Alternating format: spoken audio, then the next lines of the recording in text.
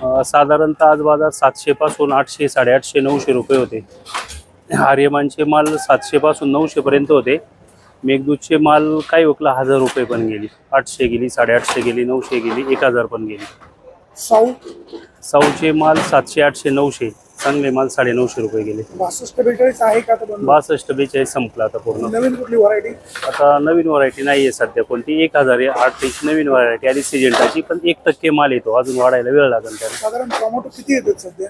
आता सध्या तरी बरी आवक आहे, पण थोडीशी आवक कमी झालेली आहे. आपल्या तालुक्यातली आवक 5-10% राहिली, बाहेरची आवक जास्त आहे आता सध्या. मेघदूत किती दिवस चालेल अजून? मेघदूत दिवाळीपर्यंत चालेल, 2-2.5 महिने चालेल. हो चालेल. साऊ?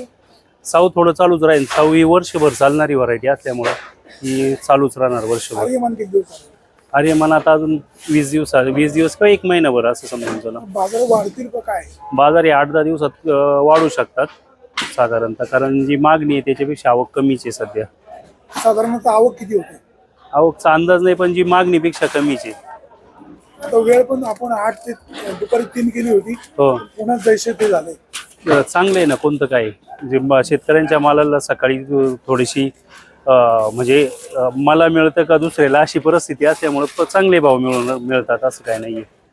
हायेस्ट बाजार भाव 1000 पर्यंत गेले. काही ओकले 1-2 ओकलं गेले, थोडे वर पण गेलेले आहेत असं काय. म्हणजे किती पर्यंत गेले? 1050 पर्यंत गेले काही. म्हणजे कमीत कमी किती जास्तीत जास्त? सरासरी बाजार 800 ते 900 राहिले. 800 ते 900. हो सरासरी. काय शेतकरी बांधवांना काय आव्हान? नाही, ह्या परिस्थितीमध्ये चांगले माल पिकवले त्यांनी, त्याची चांगली फळं त्यांना आज मिळत आहेत, एवढंच, बाकी काही नाही.